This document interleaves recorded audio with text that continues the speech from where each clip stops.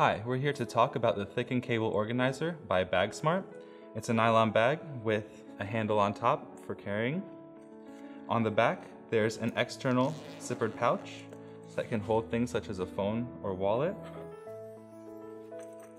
The main compartment of the bag is secured by a double zipper. Opening it up, we first see 6 loops for small to medium-sized cables, with some cables already put in.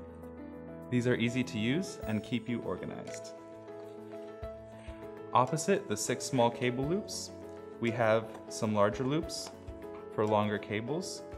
In addition, there are 3 small rubber pouches for SD or SIM cards. In the next part of the bag, we see that there's 1 medium-sized elastic pouch and 2 smaller elastic pouches for additional storage. We're going to put these headphones in the medium-sized pouch.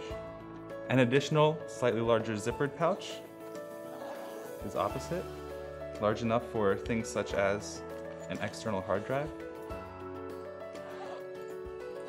The final compartment of the bag is a little bit larger for items such as this battery pack, and also has another large loop for cables such as the battery pack's charging cable. And there we have it, the Thicken Cable Organizer by BAGSMART.